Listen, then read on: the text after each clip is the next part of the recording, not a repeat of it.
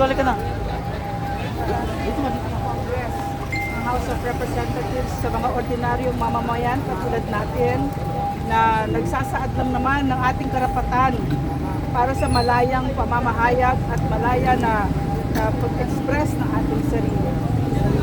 Yan. So, dumudulog kami sa pinakamataas na hukuman ng Pilipinas kasi yung chilling effect na ginagawa ng Kongreso ngayon sa Pilipino, hindi natin dapat ito pabayaan. The right to free expression is a right that's higher than all our rights at hindi natin dapat yan isinusuko at dapat ipinaglalaban natin yan. So, ma'am, galing na kayo sa loob o papasok na? Ngayon pa lang ipa-file siya. Ngayon pa lang ipa-file. Ayan, shout out. Good luck po, Doc Lorena. Yan lang dyan sila. Sa palagay niyo po, sino po yung mga nasa loob na nandiyan na po na nakalap po sa inyo po? Ang nag-file niyan sila Attorney Trixie,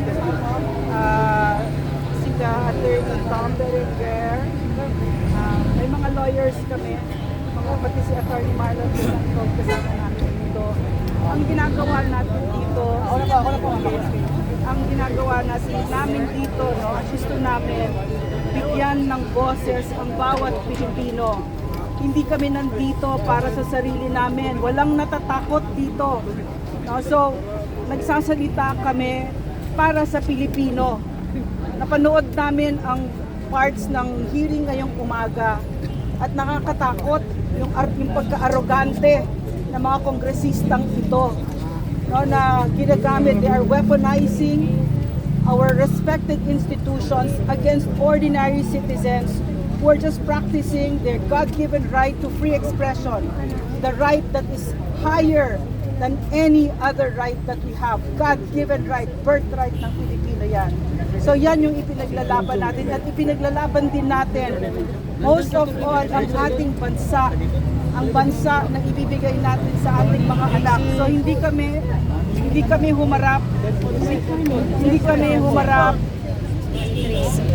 humarap sa House ngayon kasi we do not recognize. Alam mo, mas maganda po si Attorney Trixie. Sabay na po kayo. Siguro, Doc, ano na po, Doc, We think that it is unconstitutional. Okay, go ahead. Bakit po tayo nandito, ma'am, sa Supreme Court? At ano po, ma'am, yung balak po nating i-file? Mag-file kami ng petition for certiorari and prohibition with prayer for temporary restraining order. Bakit, ma'am? Ano po yung grounds po natin? Ano po yung ating ina-argue?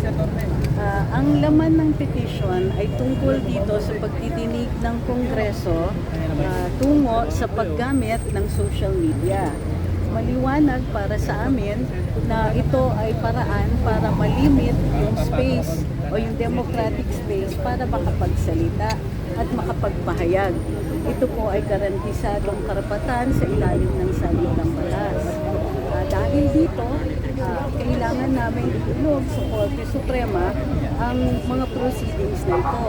May mga established na cases na po na nagsasabi na kapag ang nire-regulate nila ay content, kailangan stricto talaga at kailangan may standards.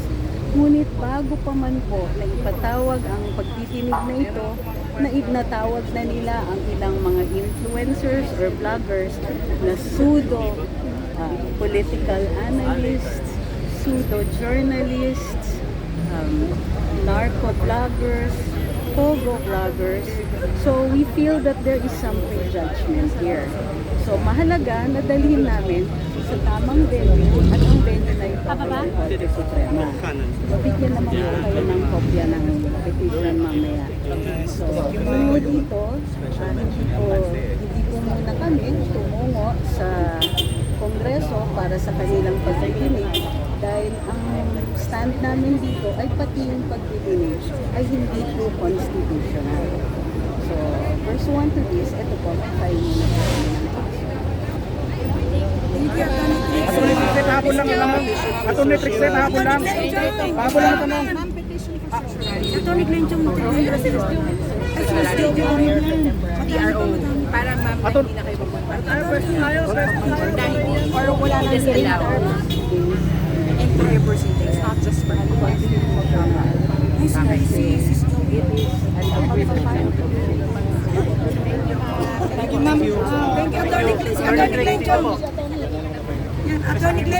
afternoon. Ayan. Ayan, gusto namin yan talaga.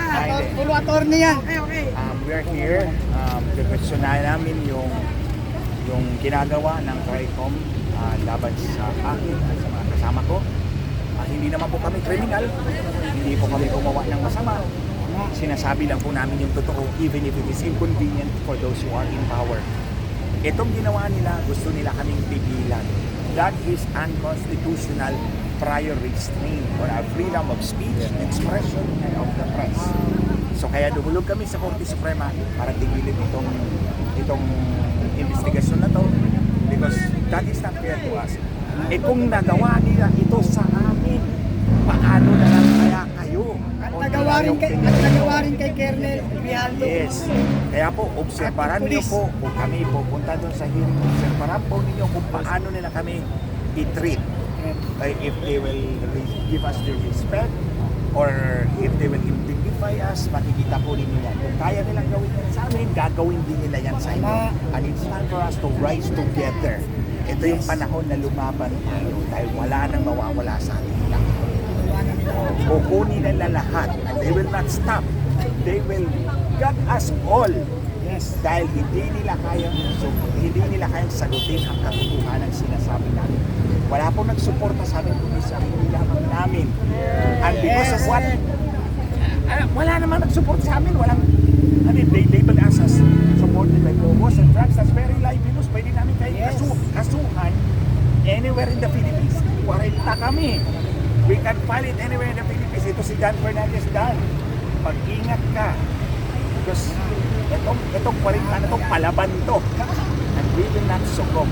Kaya nga, sabi ko sa amin, we're the magnificent 40 against the two despicable Marcoses and their minions. Pero kasama nyo kami, sir. Thank you. Kasama lang ba ang Kailangan dyan sa namin ang laban ninyo? suporta ng bawat Filipinos. The truth shall set us free. Kailangan namin ang suporta ng bawat Pilipino. Yes. Tayo, we will Tayong lahat, lalaban to dyan. victory together. The truth shall set us free. Joey. Ma'am Joey, ano po masasabi mo dun sa sinabi ni Abante sa Todd? Kanina. Well, pinag-isipan namin tong action na to, hindi to random. Alam nyo, kaming mga political content creator na align sa politics ni PRRD, we are not stupid.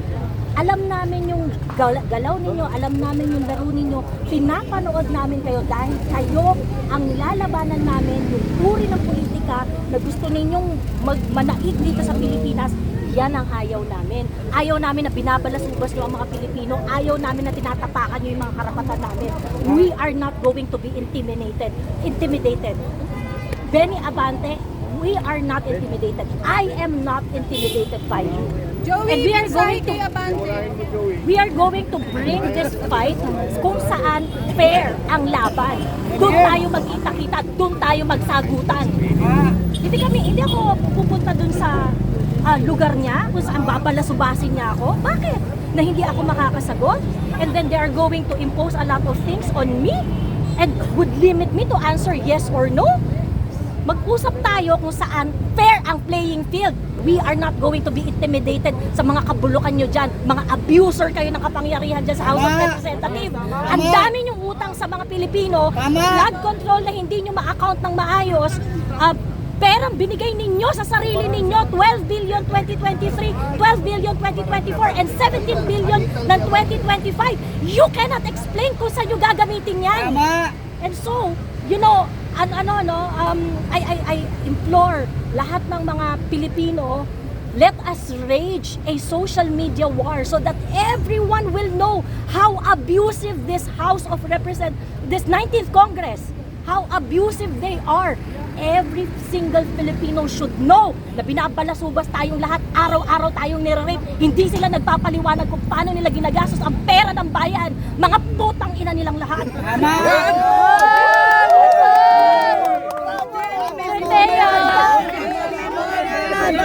Joey, mensahe kay Abante. Respect na lang kay Abante, ma'am. Respect mo na lang kay Ano Abante. mensahe niyo kay Abante? Ano po? Mensahe kay Abante. Abante. Ano? Hindi ako, sabi niya sa akin, ina ko. Ano problema niya sa nanay ko? Oo, tama. Ano problema niya sa nanay ko? Ang problema ko kay Abante is his performance. His performance as a congressman. Is he representing the voice of his constituent? Yun ba yung pinaglalaban? We are watching you, Benny Abante. We've seen you perform sa Quadcom, sa Committee on Good Governance and Public Accountability. We know that you are doing this for certain purpose na definitely hindi kasama ang welfare ng mga constituents mo at ng mga Pilipino. So, let's, di ba? Anong sabihin ko sa'yo? And, you know, I am just a private citizen expressing my grievance. Yung frustration ko sa trabaho nyo dyan sa House of Representatives. What do you want us to say? Bravo? I mean, that's ridiculous. I mean, you cannot take my rights. Yun lang yung meron tayo eh. Tayo mga content creator, tayo mga vloggers, yun lang yung meron tayo eh. Boses! And you want to intimidate us, you want to silence us, why? Gawain ng abusadong tao yan. Gawain ng abusadong taong nasa kapangyarihan. You're not gonna be there forever, Benny Abante. And that is a one way of dictatorship. Si Sir, Teo. Sige. Sorry. Okay. To be very honest with you all, I have not received any invitation from the House of Representatives. So, there is no due process. And I would say that this is really a targeted harassment because if you look at the number and the types of people or vloggers, social media influencers that they have invited, most of them are, you know, pro-Duterte voices. I think there is no resource person they invited coming from the different sides of the political spectrums. Walang tinatawag sa kakamping side or sa loyalist side or sa Marcos apologist side. You know what I mean? So it's really a targeted harassment. And also, the fact that they have not given me due process by sending me a formal invitation, it's already an attack to my constitutionally protected right because there is no formal notice. Tapos, na-shock na lang ako. I was informed by a friend na my name is included. May PR na sila, pinost ng Philippine Daily Inquirer. And also, they have invited the wrong people. Because if they really are fighting fake news, then they should invite those who are knowledgeable about fake news peddling. Hindi yung mga people who are only writing their opinions. So, by that alone, they have not laid down the parameters na what constitutes fake news and what are the standards of what can be considered fake news. So, is writing opinion a fake news now? Is airing your sentiments, your frustrations of the government a fake news now? So, it's again an attack to our constitutionally protected rights to free speech. So, our Congress, especially the ones being headed by Dan Fernandez now, is not doing their job. They are doing this for their personal gains. And to Dan Fernandez, I think he should go back and study constitutional law because I think he is uninformed, misinformed, and disinformed about everything. So dapat siya ang pinaiimbestigahan about fake news kasi wala siyang alam. Yan na po. Dr. Marta. Yes. Ay, Dr. Marta. Kasi eleksyon na. Yes. Tanong, ano nangyayari? Eleksyon na kasi. Nararamdaman nila yung power ng social media na against sa kanila.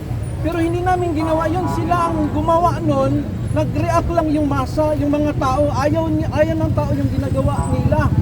So hindi kami nag-uusap-usap, siraan natin. Hindi nag-react lang ang tao na hindi sila satisfied. Ayan, ito ang plot twist. Parang galing dito, tsaka dito pinagdugtong. Kami vloggers, ito topic ng Pogo tsaka West Philippine Sea. Ang layo! Ngayon, kinumbine.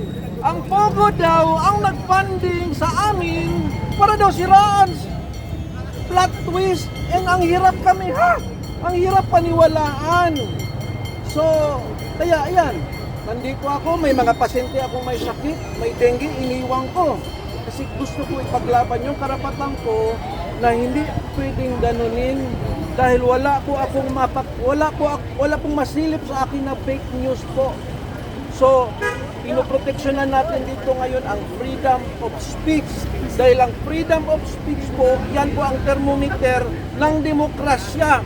Kung walang freedom of speech, pangit na ang demokrasya ng Pilipinas. So, wag po itong i-allow, wag po dapat itong ituloy para hindi matakot ang mga tao na magsalita. Yes. Salamat po. Thank you. Para sa katotohanan, hindi dapat matakot. Katotohanan. as the truth shall set us free. Dapat maging makabayan din sila. Hindi, personal politika na yan.